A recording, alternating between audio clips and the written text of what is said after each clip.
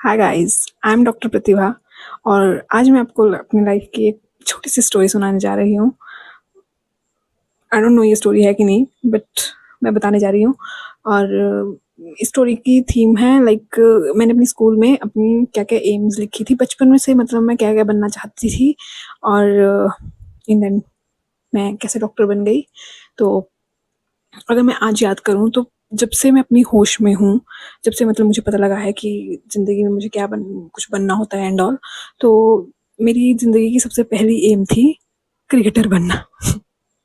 ये बहुत लोगों को नहीं पता होगा, जो मेरे क्लोज लोग भी हैं, दोस्त लोग भी हैं, बहुत सारे लोगों को ये पता नहीं होगा। ये सिर्फ मेरे बचपन के बहुत बचपन में मेरे साथ लोग थे उनको पता होगा, क्योंकि जब मैं छोटी थी, सेकंड थर्ड क्लास से, तब से मैं अपने स्कूल में बॉयज़ के साथ क्रिकेट खेलती थी। मैं अकेली लड़की होती थी जो अपने स्कूल में बॉयज़ के साथ क्रिकेट खेलती थी। और मेरी मम्मी मुझे बहुत, मतलब उस टाइम ऐसे बोलते थे कि क्यों ऐसे, क्योंकि मैं बहुत बार इस चीज़ के चक्कर में गिरी हूँ। आई रिमेंबर कि एक बार मैं बेहोश हो गई थी और मुझे सीधा हॉस्पिटल में होश आई थी। तो मेरी मम्मी ऐसे थे कि तू मत जाया कर बॉयज़ के साथ खेलने, तू गिरती है एंड ऑल, ये वो सो। लेकिन मैं जाती थी और मेरी एम थी, मतलब मैं खुद को ऐसे बोलती थी कि मैं लेफ्ट आर्म स्पिनर हूँ और मैं लेफ्ट आर्म वो हूँ और मुझे अपनी टीम में यहाँ रखो, मैं इस नंबर पे खेलूँगी एंड ऑल, ये वो सो। मैं ऐसे थोड़ी, मतलब वो थी, और मैं अकेली लड़की होती थी तो मैं डिमांड थोड़ी ज़्यादा करती थी कि मुझे यहाँ रखो, मैं यहाँ खेलूँगी एंड ऑल, ये वो सब करके। जो मेरे बहुत बचपन के दोस्त उस टाइम जिनके साथ मैंने खेला होगा, उनको ये चीज़ें याद होंगी।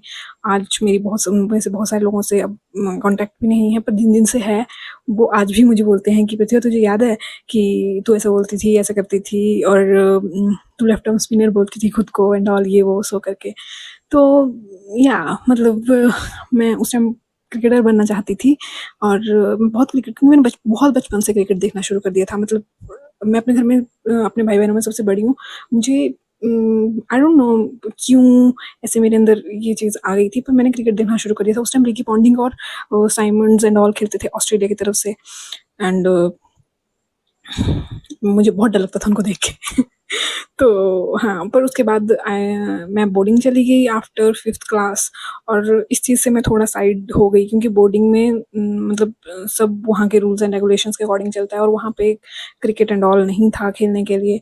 तो मैं इस चीज़ से साइड लाइन होती चली गई धीरे-धीरे। क्रिकेट मैं तब भी देखती थी, मैं फॉलो करती थी पूरा, मतलब वहाँ पे न्यूज़पेपर एंड ऑल पे, टीवी वहाँ नहीं होता था रेगुलरली, बट हाँ, मैं इस चीज़ से साइड लाइन हो गई। तो आई रिमेंबर कि उसके बाद मैंने डिसाइड किया था कि मैं टीचर बनूँगी। मेरे पेरेंट्स, मम्मी एंड पापा टीचर हैं, तो मैंने ये डिसाइड किया था कि मैं टीचर बनूँगी, टीचिंग करूँगी। एंड जब तक मैं 8th एंड 9th में पहुँची तो मैंने सुना कि यार साइंटिस्ट नाम की कुछ चीज़ होती है। तो मुझे बहुत ही ऐसा लगा कि ओह हो साइंटिस्ट एंड ऑल। साइंस की बुक्स में लिखा होता था ना कि इस साइंटिस्ट ने ये किया, इस साइंटिस्ट ने वो किया, तो मैं ऐसी थी कि साइंटिस्ट बनूँगी यार।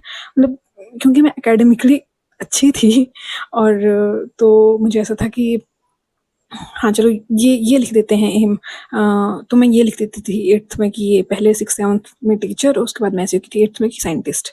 और जब मैं 9th में आई तो तब ऐसा हुआ कि, तब मुझे ऐसा हुआ कि यार मैंने नया सुना कि आईएएस होता है कुछ, और मेरी सोशल स्टडीज़ काफ़ी अच्छे मार्क्स आते थे और मुझे पढ़ना भी पसंद था। हिस्ट्री मेरा फेवरेट सब्जेक्ट था। वो आई स्टिल रिमेंबर कि वो वियतनाम की हिस्ट्री के बारे में हमें एक चैप्टर होता था कि अमेरिका ने कैसे वियतनाम पे अटैक किया एंड ऑल। वो मुझे बहुत फैसिनेटिंग लगता था, तो मुझे हिस्ट्री पढ़ना बड़ा पसंद हो गया था। तो मैं ऐसी थी कि मैं ना आईएएस को देखूंगी अब। और उस टाइम 9th में ना मेरी एक एम थी कि हमारे स्कूल में ना एक नोटिस बोर्ड होता था जिसपे टॉपर्स के नाम लिखे जाते थे, 10th में कौन टॉप किया, 12th में कौन टॉप किया।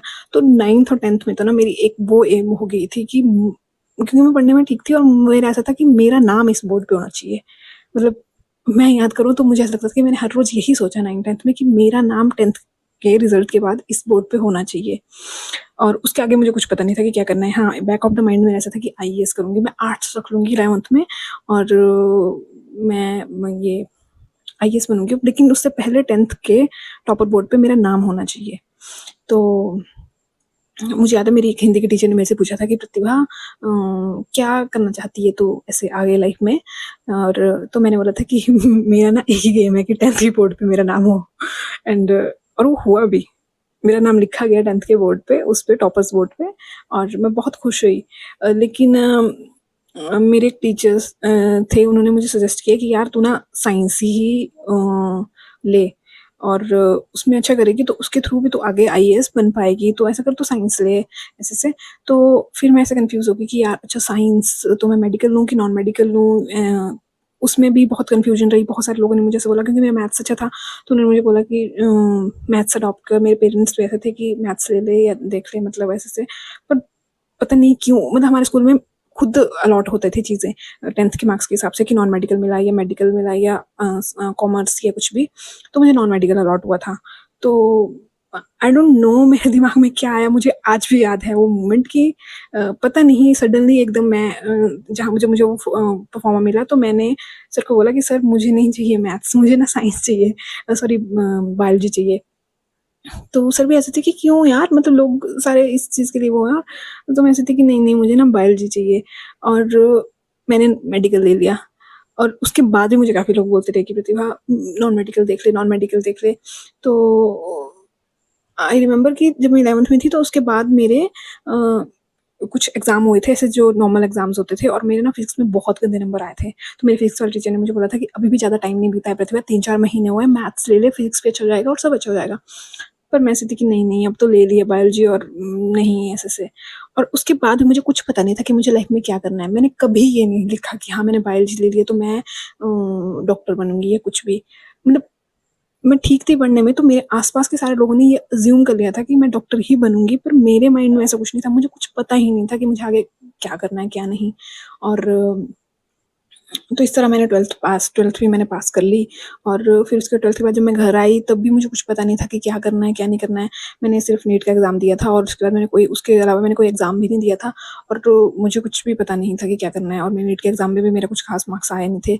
तो आई रिमेंबर कि 3-4 महीने बीत गए थे इसके, और मेरी एक फ्रेंड, स्कूल की फ्रेंड थी, उसने बोला कि यार मैं ना कहीं जा रही हूँ कोचिंग लेने नीट के लिए, तो तू देख ले, तू भी लेना चाहती है क्या? तो मैंने उसको बोल दिया कि हाँ, हाँ, मैं भी चल पड़ती हूँ तेरे साथ। मुझे कुछ भी पता नहीं था, मुझे ये भी पता नहीं था वहाँ फ़ीस कितनी लगती है, वहाँ क्या होता है, क्या नहीं होता है, क्योंकि मैं बोर्डिंग स्कूल से पढ़ के आई थी, गवर्नमेंट बोर्डिंग से, तो मेरी वहाँ कभी फ़ीस नहीं लगी थी 6th to 12th। तो मुझे कुछ भी आइडिया नहीं, और मैंने आगे जहाँ मैं जा रही थी वहाँ मैंने पता भी नहीं किया कि कितनी फ़ीस एंड ऑल, और मैं चली गई उसके साथ, मतलब मैंने अपने पेरेंट्स को बोला और हम भी चले गए उनके साथ। और वहाँ ना कुछ 12th के मार्क्स के हिसाब से उन्होंने एक फ़ीस बनाई, मतलब कुछ डिस्काउंट देके, तो आई रिमेंबर कि 80-85,000 के अराउंड थी फ़ीस। और मैं रोने लगी कि यार इतनी फीस तो नहीं दे, ये बहुत ज़्यादा पैसा है, और नहीं इतनी फीस नहीं है एंड ऑल, क्योंकि मैंने कभी दी नहीं थी ज़िंदगी में फीस। और मैं रोई लिटरली वहाँ पे कि बहुत सारी फीस लगी, बहुत सारी फीस लगी, और पता नहीं मेरे से आगे एग्ज़ाम हो भी पाएगा कि नहीं हो पाएगा। और बस मैं इसी चीज़ में रह गई उस साल कि पता नहीं मेरे से हो पाएगा कि नहीं हो पाएगा। जब मैं क्लास में गई वहाँ पे, तो वहाँ पे 300-400 बच्चे थे बैठे हुए, मैंने उतने ज़्यादा बच्चे कभी नहीं देखे थे क्लास में, और मैं ऐसी थी कि नहीं ये तो नहीं हो पाएगा मेरे से। और पूरे साल में बस यही लगाए रखा कि ये पता नहीं होगा मेरे से कि नहीं होगा, नहीं होगा, और मैं पढ़ी ही नहीं ढंग से, और मेरा हुआ ही नहीं अगले साल। और मेरे पेरेंट्स ऐसे थे कि तू ऐसा कर, चुपचाप एडमिशन ले ले कहीं भी, तू पढ़ने में अच्छी है तो तू अच्छा ही करेगी आगे। मतलब मेरे ऊपर कोई ऐसा प्रेशर नहीं था कि हाँ डॉक्टर ही बनना है, नीट ही करना है, क्योंकि मेरी फैमिली में दूर दूर तक कोई डॉक्टर नहीं था, और मैंने कभी अपने पेरेंट्स को बोला भी नहीं था कि मुझे डॉक्टर बनना है।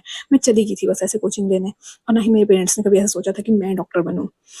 पर यार मेरे दिमाग में ऐसा आया कि मैंने अपना बेस्ट नहीं दिया, मेरे पेरेंट्स ने मेरे ऊपर इतना पैसा लगाया और मैंने अपना बेस्ट नहीं दिया। मैं बस पहले ही सोच लिया कि मैं हार गई हूँ, मेरे से होगा ही नहीं है। तो मैंने उनको बोला कि प्लीज़ मुझे एक और मौका दो, और मैं अपना बेस्ट देना चाहती हूँ, बस उसके आगे नहीं हो कुछ भी तो ठीक है ना? मतलब मुझे कुछ भी पता नहीं था कि उनके डॉक्टर लाइफ के बारे में कि क्या होता है, क्या मुझे करना है एंड ऑल। बस मुझे उस एग्ज़ाम के बारे में मतलब वो हो गया था कि मैंने अपना बेस्ट नहीं दिया इस एग्ज़ाम के लिए। तो मेरे पेरेंट्स ने कैसे न कैसे करके मुझे भेज दिया फिर से, और उस साल मैं ऐसी थी कि मैं अपना बेस्ट दूँगी बस, और मैंने पूरा बेस्ट दिया, लेकिन मेरा नहीं हुआ फिर से। और मैं इतना ऐसे हो गई कि क्यों मेरे से नहीं हो रहा। आज तक कोई ऐसी चीज़ नहीं हुई है जो मैंने पढ़ाई के बारे में मैंने सोची हो और मेरे से नहीं हुआ हो, तो ये क्यों नहीं हो रहा? तो फिर मैंने ना, मुझे एक गवर्नमेंट कॉलेज में बीडीएस मिल रही थी डेंटल की सीट, तो मैंने वो ले ली। मतलब मैंने सोचा कि यार अब इससे ज़्यादा मैं ये नहीं कर सकती इस चीज़ पे कि अपने पेरेंट्स को कि नहीं अब मुझे आगे कुछ और ये करो वैसे करो, तो मुझे गवर्नमेंट में वो मिल रही थी तो मैंने ले ली। और मैं गई वहाँ पे पहले दिन, तो वहाँ पे ना फर्स्ट ईयर की क्लासेस एमबीबीएस और बीडीएस वालों की सेम लगती थी, मतलब एक ही क्लास में लगती थी। जैसे एनाटॉमी फिजियोलॉजी वगैरह सब्जेक्ट सेम थे तो एक ही क्लास में लगती थी।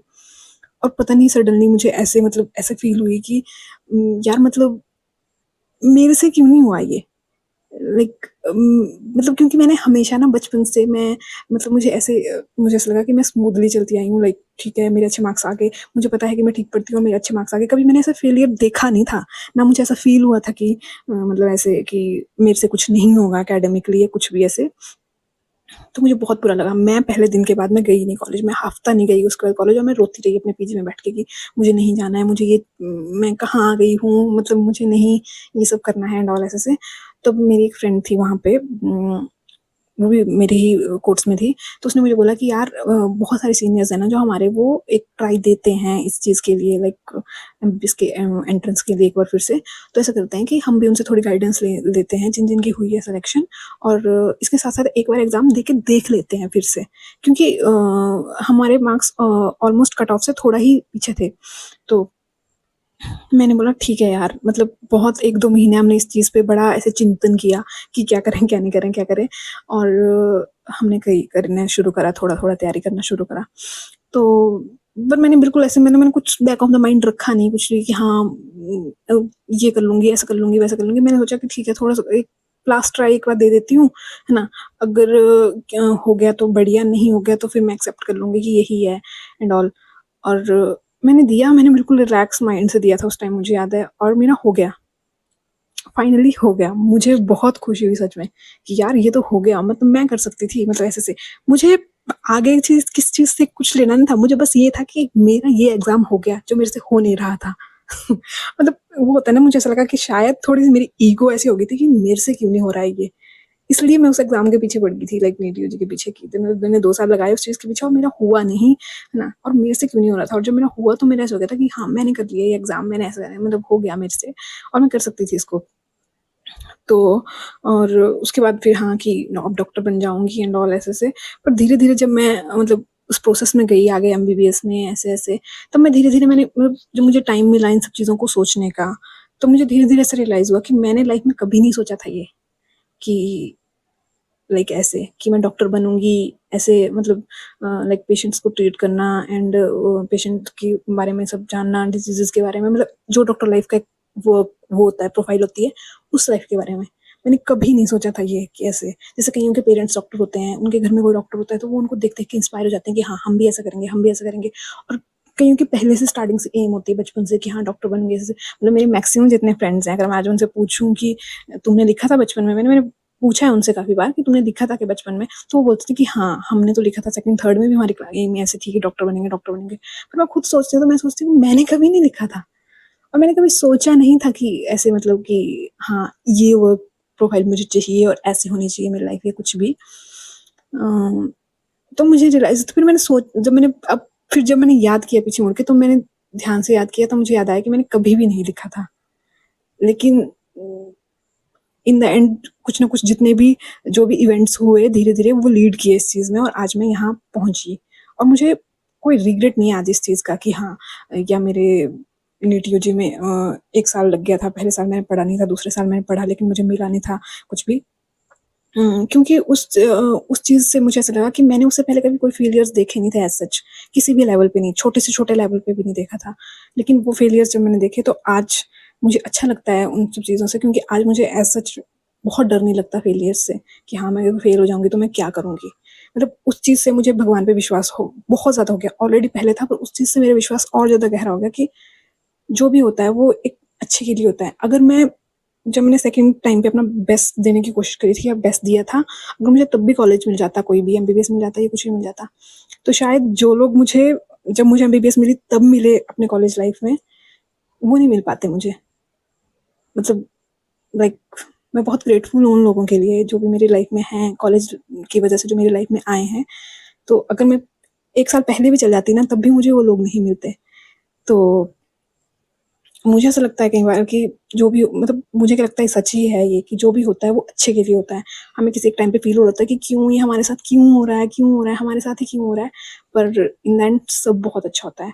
और रही बात एम की, कि मैंने जितनी भी एम्स लिखी थी ना आज से बचपन से अपनी होश के टाइम से अभी तक, मैं उन किसी भी चीज़ में नहीं हूँ आज, और मैं आज डॉक्टर हूँ और उस चीज़ का भी मुझे कोई दुःख नहीं है कि मैं उसमें से कुछ भी नहीं बनी जो मैंने बचपन में सोचा था और आज मैं डॉक्टर बनी। इस चीज़ के लिए भी मैं बहुत ग्रेटफुल हूँ और इस चीज़ से मुझे ऐसा लगता है कि कई बार तुम चूज़ नहीं करते चीज़ों को, चीज़ें तुम्हें चूज़ कर लेती हैं उस चीज़ के लिए। तो ये बहुत अच्छा वो होता है, सरप्राइज़ होता है लाइफ़ का कि तुमने कुछ और डिसाइड किया था और तुम इन द एंड कुछ और बने। और या तो हमें हमेशा शायद हर छोटी से छोटी चीज़ के लिए भगवान के लिए ग्रेटफुल होना चाहिए और कभी भी ऐसा नहीं सोचना चाहिए कि हमारा जैसा हमने प्लान किया था वैसा नहीं हुआ, वैसा क्यों नहीं हुआ, आगे क्या होगा, क्या नहीं होगा। हमेशा गॉड से ग्रेटफुल रहना चाहिए और हमेशा जो भी चीज़ें हमें लाइफ में दें भगवान, उनको अच्छे से एक्सेप्ट करना चाहिए और उस जो भी हमें रोल दिया जाए उसको अच्छे से निभाना चाहिए शायद। तो या दैट्स ऑल। और आप सब लोग भी बता सकते हैं कि आप लाइफ में क्या बनना चाहते थे और बाद में अगर आप वो बन गए हैं तो बहुत अच्छा, बहुत अच्छा। लेकिन अगर आप उस उन चीज़ों के अलावा कुछ और बने तो तब भी बहुत अच्छा है, बहुत ज़्यादा अच्छा है तब भी। तो yes, you can also share your stories of life like these in comment section. Thank you. And if you like this story, you can like, share and subscribe.